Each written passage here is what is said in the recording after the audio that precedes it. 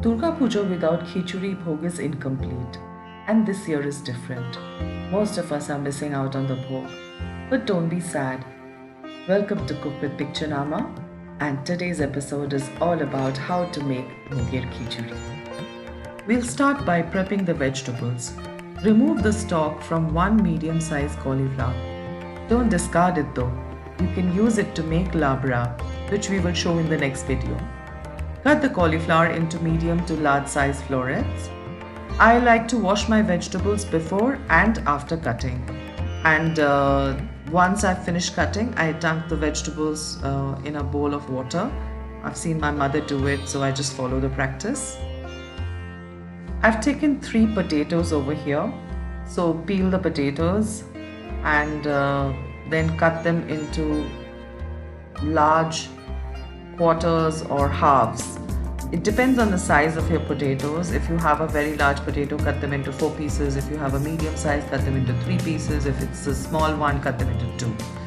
I also have some coconut slices. Now I'm slicing them and making them into small thin slices. You can make them into longer slices also. It's up to you. Here comes the main ingredient, moong dal or muget dal. Take good quality moong dal and dry roast the dal on a medium flame till it has become red. So there will be a few red and few golden pieces. Stir continuously and try not to burn them.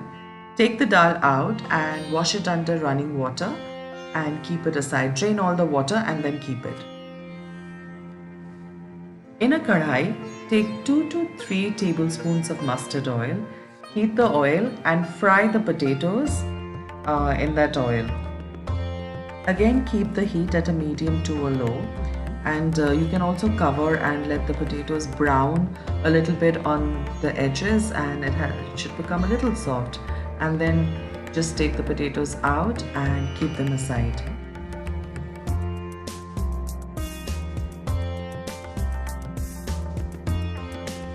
Next, we will fry the cauliflowers, but the cauliflowers have to be cooked completely because we are not going to add the cauliflower in the khichdi but right in the end. So season the cauliflower also a little bit and stir fry on high heat and then lower the heat and cover and let the cauliflower become soft. When it has become soft and little brown and roasty on the sides, it tastes wonderful, marvelous, and it's difficult to keep your hands off the cauliflower. By the end of the show, I would have eaten half of it before adding it to the khichdi. In the same oil, also just gently stir fry the coconut pieces that you have. Fry the coconut pieces and take it out of the oil and keep it aside. In the same kadhai, you may or may not need more oil, but I have added another teaspoon of mustard oil and about a couple of tablespoons of ghee. And then tempered that with 2 bay leaf and 2 dry red chilies.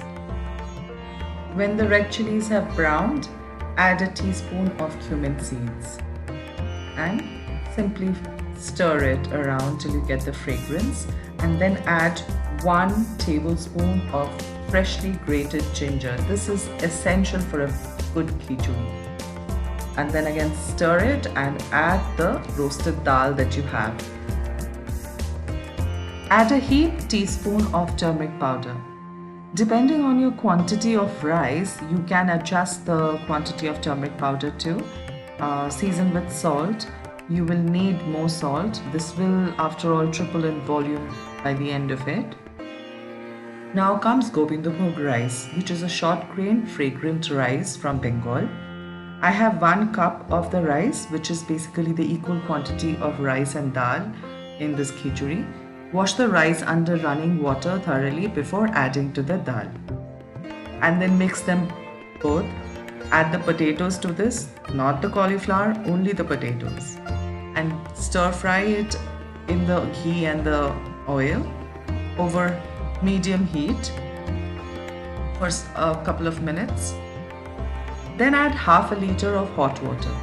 Basically, you have to boil about 2 to 2.5 liters of water and keep it hot or warm and ready for use.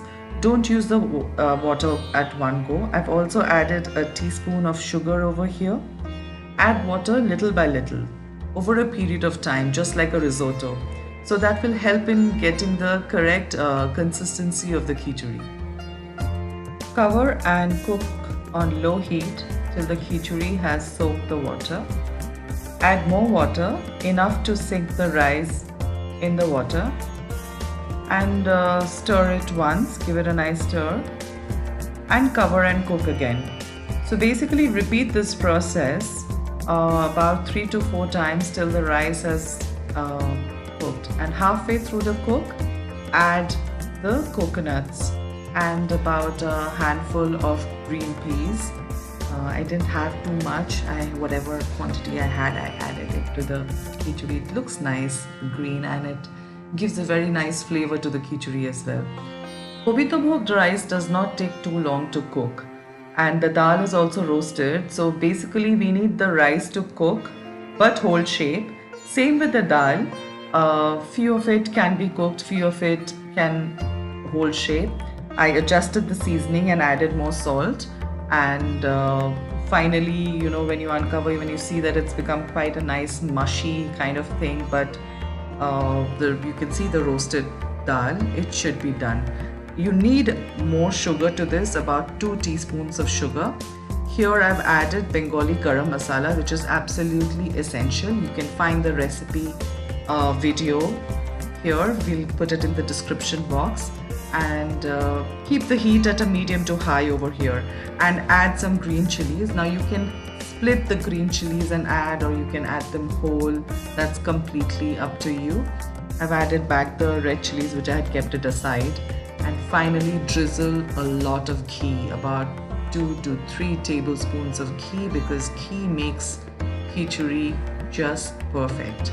And when the consistency is all right, just add the cauliflower back into the khichdi and give it a nice mix. This will thicken as it cools down, so keep it a little runny, and serve the khichdi with labra, with 5 kinds of bhaja, with a little bit of chutney, tomato khejure chutney and payesh, and that makes your bhog complete. Do let us know how you like this recipe. Leave a comment below, and don't forget to like, share and subscribe to our channel.